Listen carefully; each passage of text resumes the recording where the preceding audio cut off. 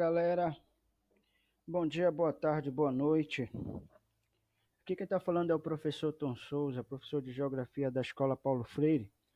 Hoje nós estamos aqui para levar o conhecimento geográfico até você e darmos continuidade, aos nossos estudos geográficos, tendo como base o nosso livro didático, né? Então eu gostaria que desde já você pegasse o seu livro didático e abrisse na página 97, tá?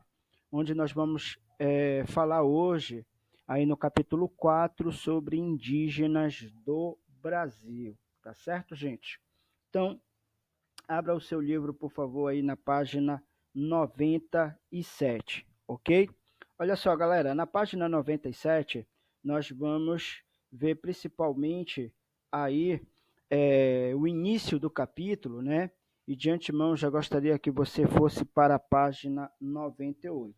Na página 98, galera, nós vamos falar aí sobre as terras de Ibirapitanga, tá certo?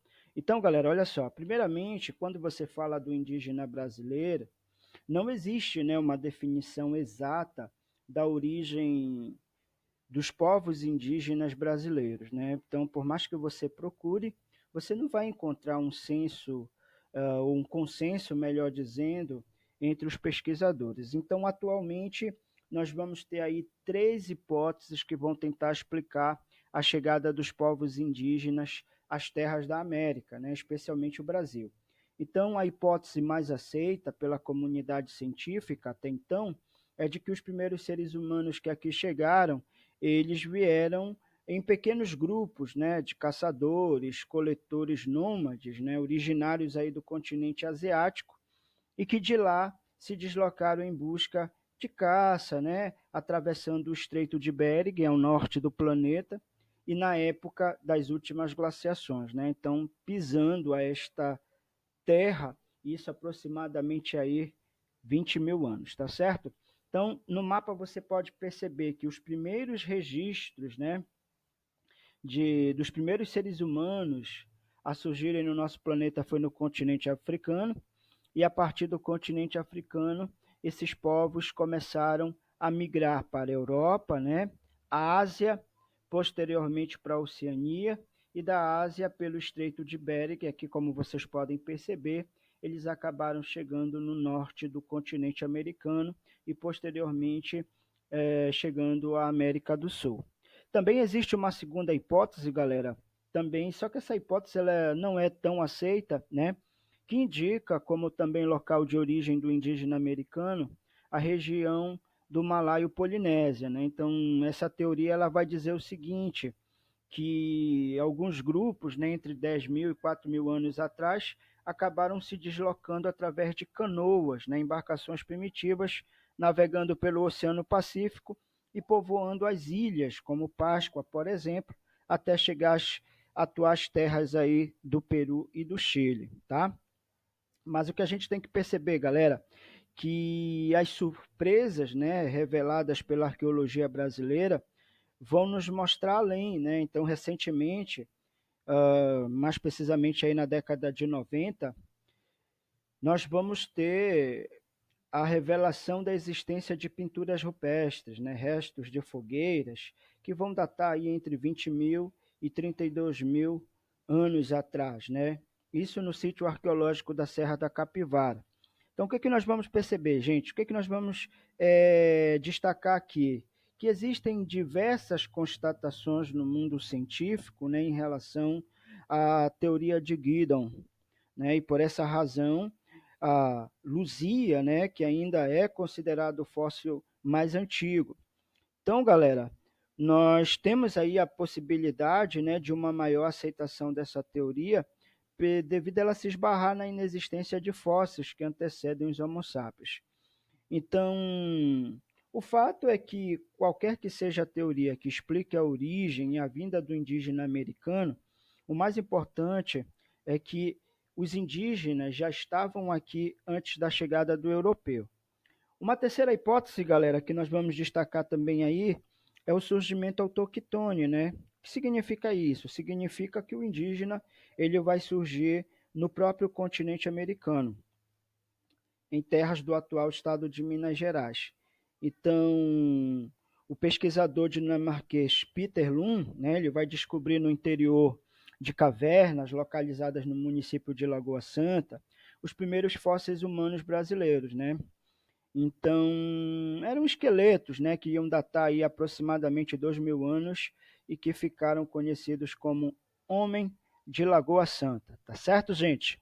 E aí, no ano de 1975, Lagoa Santa vai revelar para o mundo, né, o fóssil de um crânio e também de outros ossos femininos, cuja existência vai remontar aí 11.500 anos, tá certo? E aí esse fóssil vão associar a uma mulher que vai ser chamada de Luzia, tá certo? Que vai ser conhecido aí como o fóssil humano mais antigo da América. Então, na tua tela você tem aí, né, população, origem dos povos, e aí vai destacar aí sobre a questão da Luzia. Tá certo, gente? Então, olha só. Outro detalhe que nós observamos para vocês também aí, é que quando você fala da Luzia, né, que é considerado um ancestral humano da América, e, e que a Luzia, né, pelo fato do seu crânio, na utilização de sofisticados programas de computadores, né, técnicas da medicina legal e etc., vão chegar a uma conclusão, né, que o formato do crânio da Luzia não possuía características mongólicas, né, asiáticas, mas sim negroides. Então, gente, são questões aí a nível de conhecimento, né, para a gente ficar por dentro do que aconteceu no passado. Então é importante a gente ficar conhecendo o nosso passado para a gente poder também entender o presente e ter uma noção do futuro, tá certo? Só atualizando o teu livro, galera, nós estamos na página 101, tá? E agora nós vamos ver aí povos que andam nus. Ora, gente, quando você fala dos indígenas, né, os primeiros habitantes da América, primeiramente, galera, os índios, né, ou ameríndio ou nativo americano, são nomes dados aos habitantes das Américas antes da chegada dos europeus e seus descendentes atuais, tá certo? Então, nós vamos destacar aí que em 1500, né, estima-se que existiam aqui no Brasil mais aí de 6 milhões de índios, né, com 1.200 línguas diferentes, organizados em diversas tribos nas terras brasileiras. Então, o que, que nós vamos destacar, galera? Que quando os europeus chegaram aqui, nós vamos ter aí várias nações indígenas já organizadas, como os Tupi-Guaranis, o G, né, Aruaque, Caribe, Pano, Tucano, Charrua, né? Entre outros grupos. Então, galera, você pode perceber que existia uma diversidade muito grande de povos indígenas no Brasil, né? Então, ora, galera, o que que nós vamos perceber?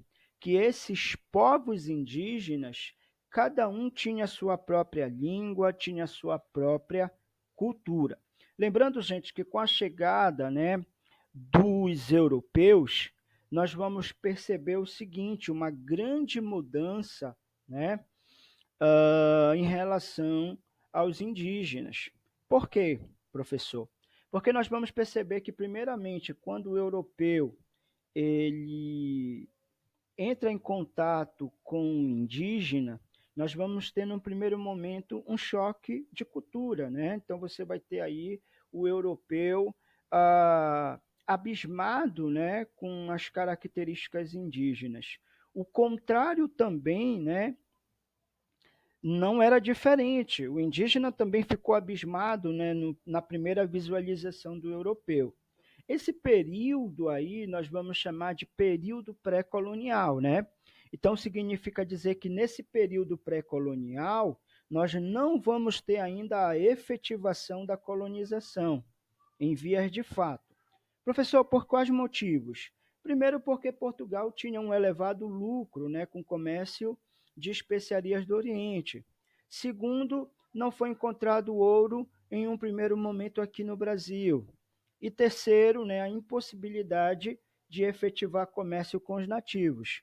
Então, galera, nesse primeiro momento, nós vamos perceber o quê? Que os portugueses, junto com os indígenas, vão ter uma relação aí amistosa, tá certo? Porém, galera, o europeu ele era muito malicioso, né? E nós vamos perceber que com o passar do tempo, eles vão começar a estudar, né, a relação do indígena com a natureza. Eles vão começar a identificar alguns recursos naturais do período, né, onde esses recursos naturais eram manuseados pelos próprios indígenas. E a partir daí eles vão começar a levantar um interesse comercial sobre esses recursos naturais. Professor, do que o senhor está falando? Vou dar um exemplo. Eu estou falando do pau-brasil, né? Posteriormente, nós vamos perceber o quê? Que essa relação, né, do europeu, do português com o indígena, ela vai se dar através de um escambo, de uma simples troca, né? Então, maliciosamente, o europeu ele vai oferecer bugigangas, utensílios domésticos, né? Pente, espelho, ferramentas de trabalho para o indígena. E em troca, o indígena ele vai oferecer a sua força de trabalho, né?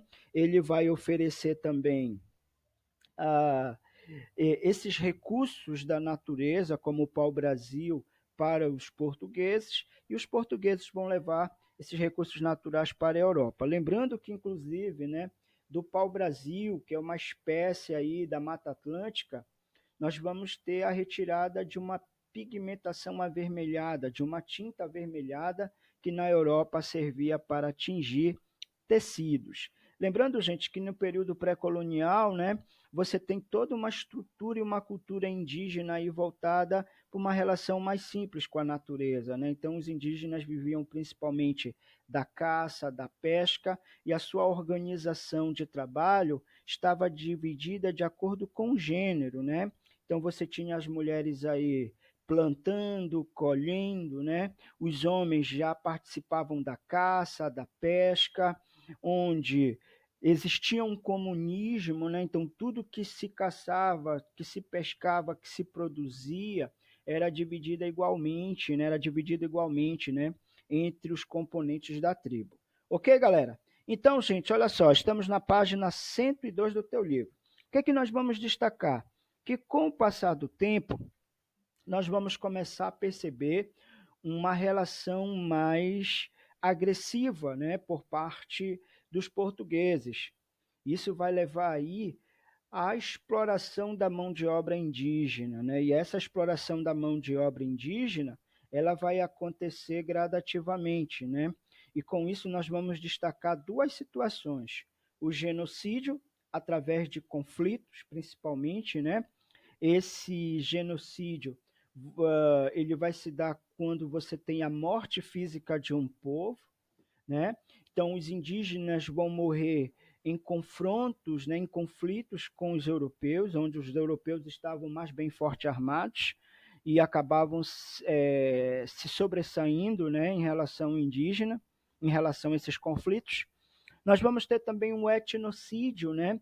E no caso do etnocídio seria a perda da identidade cultural de um povo. Então, isso vai levar, gente, à diminuição, né, do número de indígenas na colônia brasileira e no Brasil. Então, nós vamos perceber que, além dos conflitos, das guerras que vão levar ao genocídio, você vai ter também aí as doenças, né? E essas doenças, elas foram trazidas pelos europeus, né? Lembrando que os indígenas, nesse período, eles não tinham, vamos dizer assim, uma proteção biológica, né?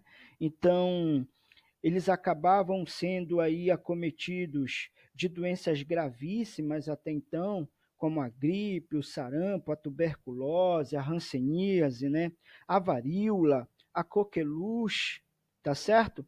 Sem falar também, galera, que com essas doenças e os conflitos, você vai ter uma redução drástica do número de indígenas no Brasil. Tá certo, gente? Então, só atualizando, nós estamos agora na página 105 do teu livro. Olha só, vai agora, gente, para a página 106. O que que nós vamos destacar, galera? Olha só, quando você fala desse indígena, né, principalmente aí nesse período pré-colonial, ora, galera, nós vamos destacar o seguinte, que esse período pré-colonial ele vai de 1500 até 1530. A partir de 1530 nós vamos ter chegando aí na colônia Martim Afonso de Souza, e com ele nós vamos ter a implementação de fato da colonização do Brasil. E ele vai aí criar o primeiro sistema político-administrativo do Brasil, que são as capitanias hereditárias, tá certo? Então, na tua tela, nós temos aí o encontro de duas culturas, né? Os indígenas com os portugueses, onde nós fizemos aqui uma narrativa sobre essa relação. Então, nós destacamos aí a chegada dos portugueses na América, né? Então, observa, gente, que nós vamos ter a comercialização do pau-brasil, que vai ser realizada numa relação de escambo, tá certo? A primeira relação ela vai se dar de forma amistosa, mas depois com hostilidade, né? Com mais agressividade. Então, com o passar do tempo, nós vamos ter alterações e com a instalação do governo geral, a partir de 1549, nós vamos ter a intensificação da escravidão indígena, né? Principalmente nas atividades desenvolvidas na colônia. Isso vai gerar muitos conflitos, tá? Onde nós vamos ter a morte aí de milhares de indígenas, tá certo, gente? Então, olha só, galera, o que é que nós vamos destacar também para vocês, gente? Presta atenção, que quando você fala dos povos indígenas, existe uma diversidade muito grande em relação aos povos indígenas, tá certo? Então, você pode observar isso principalmente lá na página 106 e a página 107, onde ele vai falar de terra de índio ou terra de branco. Nós sabemos que a terra, de fato, pertence aos indígenas, porque o índio já vivia aqui antes da chegada dos europeus. Então, quando os europeus chegaram, eles invadiram as terras indígenas num primeiro momento. Posteriormente à invasão, eles vão fazer o processo de dominação, né? E essa dominação ela vai se dar de forma conflituosa. No primeiro momento, vai ser um momento de conhecimento, posteriormente já vai partir para um processo de dominação, né? Inclusive uma dominação baseada no uso da força, tá certo? Então você vai ter aí na página 107, inclusive um gráfico mostrando a distribuição das terras indígenas regularizadas por região administrativa. Tá certo, galera? Tudo bem? Então, gente, olha só. Para finalizar a nossa aula de hoje, na página 108 ele vai falar como garantir a terra. Então, hoje existe a FUNAI, né, que é a Fundação Nacional do Índio. Então, num primeiro momento, galera, para você estabelecer, né, a demarcação de uma terra indígena, a FUNAI ela vai primeiro fazer aí uma nomeação, né, de um antropólogo para que um prazo determinado e que, enfim, realize aí um estudo, né, de identificação da comunidade indígena e da área. Já num segundo momento, nós vamos perceber um grupo, né, especializado por sociólogos, advogados, historiadores, etnólogos, cartógrafos, ambientalistas, que vão acabar utilizando o estudo feito pelo antropólogo para realizar estudos mais aprofundados, né? Então, você vai ter aí um levantamento fundiário para poder delimitar a terra indígena.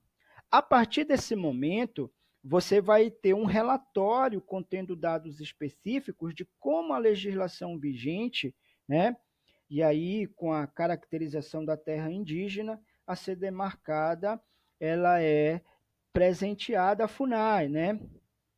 Ou melhor, desculpa, apresentada, né, à FUNAI, que deverá aprovar e aí num prazo aproximadamente de 15 dias publicar um resumo no Diário Oficial da União. Observe que quando você tem um fim dessa etapa, os estados, os municípios e outros interessados têm um prazo de 90 dias após a publicação desse relatório para poder se manifestar sobre a criação da reserva, né? Então, em caso de oposição, você vai ter que apresentar à FUNAI suas razões, acompanhadas de provas, etc, etc, etc. Já passada para a próxima fase, a FUNAI ela vai encaminhar, né, esse processo ao ministro da Justiça, que pode aceitar a criação da área ou negá-la, isso de acordo com uma decisão baseada em fundamentos. Se a criação da reserva for aprovada pelo ministro, né, com a declaração de seus limites, a FUNAI ainda assim fará sua demarcação física, enquanto o Instituto Nacional de Colonização e Reforma Agrária, o INCRA, ele já vai realizar o reassentamento, né, de ocupantes não indígenas que porventura habitem nessa região. Para finalizar, o procedimento de demarcação ele deve ser analisado pelo presidente da República para que seja reconhecido oficialmente por decreto, né? No final, a terra demarcada ela é homologada e aí ela vai passar a ser registrada em até 30 dias. E aí, galera, esse procedimento, né, ele pode durar anos e às vezes sequer sai do papel. Então, é por esses outros motivos que ainda hoje aproximadamente 55 tribos indígenas, melhor dizendo, vivem isoladas sem contato algum com o homem branco. Então, você tem na sua tela aí os principais processos que nós destacamos. Primeiro, a identificação e a delimitação, depois a contestação, a declaração, a demarcação e homologação e os registros. Tá bom, gente? Olha só, lembrando que finalizamos hoje o capítulo 4, tá certo? Então, vai ficar para você fazer a atividade da página 109, tá bom?